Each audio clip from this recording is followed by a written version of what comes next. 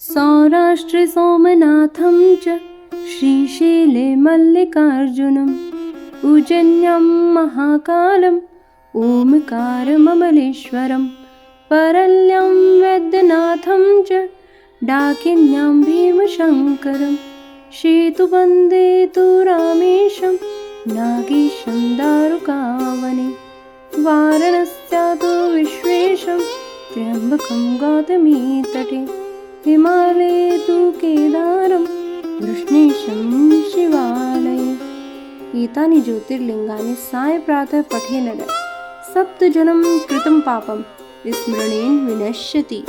ओम नमः शिवाय। नमस्कार दोस्तों, आप सभी का स्वागत है शिव पुराण की इस कथा श्रृंखला में। यह कथा है उस तेजस्वी बालक की जिसे देवताओं ने शक्ति का पुत्र कहा, जिसने अपने जन्म से ही ब्रह्मांड में संकट मचा रहे राक्षस तारकासुर का अंत कर दिया, जिसका जन्म स्वयं शिव के तेज से हुआ और जिसे कृतिकाओं ने पाला। वही है भगवान स्कंद मुर्गन कार्तिकेय, शक्ति के साक्षात पुत्र। एक समय की बात है जब पृथ्वी, आकाश और स्वर्ग तीनों लोकों में भय का साम्राज्य फैल चुका था। उस भय का नाम था तारकासुर। यह राक्षस घोर तप में लीन हुआ था।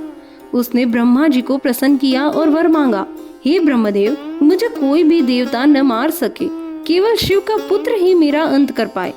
ब्रह्मा जी जानते थे कि शिव जी समाधि में लीन है, विवाह और संतान से विमुख है। उन्होंने यह वर दे दिया।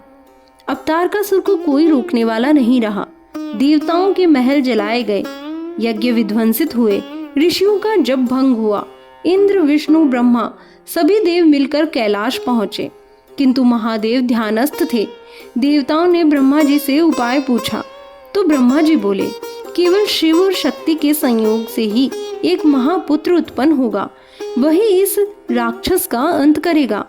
किंतु सती तो स्वयं यज्ञ कुंड में आत्मदाह कर चुकी थी। अब कथा आती है पार्वती जी के जन्म की। हिमालय राज और रानी मैना की गोद में एक कन्या ने जन्म लिया। वह थी पार्वती, पूर्व जन्म की सती ही थी। पार्वती के बचपन से ही शिव की भक्ति में रुचि थी। युवा अवस्था में उन्होंने घोर तप किया, कांटों पर बैठी, सूखे पत्ते खाए और शिव को प्रसन्न करने हेतु अटल संकल्प में लीन रही। देवताओं ने भी उनकी सहायता की। विष्णु जी ने माया रची और शिव जी को इस मार्ग की ओर उन्मुख किया।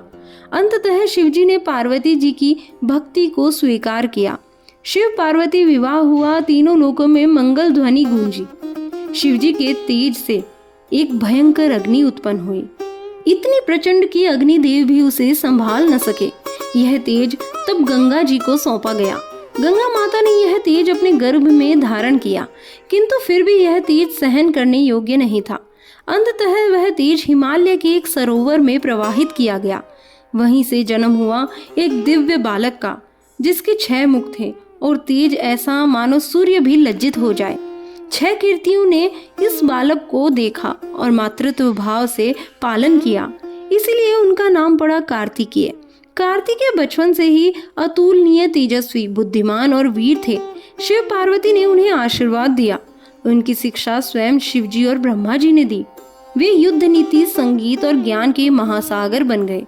उन्हें सेनापति घोषित कर दिया गया, देवताओं की सेना का। विष्णु जी ने अपने गदा का तेज उन्हें दिया, इंद्र ने अपना वज्र और ब्रह्मा ने उन्हें अमर्यादित योद्धा कहकर आशीर्वाद दिया। तारकासुर को जब यह समाचार मिला कि शिव का पुत्र आ चुका है, वह हंसा। एक बालक मुझे क्या पराजित करेगा? किंतु वह अज्ञानी था। उसने भगवान स्कंद की शक्ति का अनुमान नहीं लगाया। युद्ध आरंभ हुआ। तीनों लोग देख रहे थे।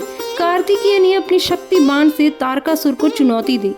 तारकासुर अनेक माया रचता रहा, किंतु स्कंद का एक भयंकर शक्ति बाण उसकी छाती को भेदता हुआ निकला। तारकासुर का अंत हो गया। तीनों लोकों में शांति लौट आई। देवताओं ने उत्सव मनाया। इंद्र ने सिंहासन लौटाया। कार्तिकेय को शक्ति का पुत्र, शिव कुमार और मुर्गन नामों से पुकारा गया। शिव जी ने कहा, जो इस कथा को श्रद्धा से सुनेगा, उसके भीतर का तमस समाप्त हो जाएगा। उसका मन मोह और भय से मुक्त होगा और उसे संतान सुख, विजय और ज्ञान प्राप्त होगा। ओम स्कंदाय नमः, ओम षण्मुखाय नमः, ओम गुहाय नमः।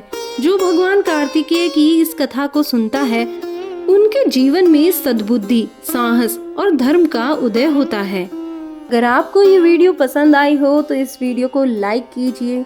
ऐसी ही और कथाएं सुनने के लिए चैनल को सब्सक्राइब कीजिए और कमेंट बॉक्स में ओम नमः शिवाय लिखना ना भूलें। धन्यवाद।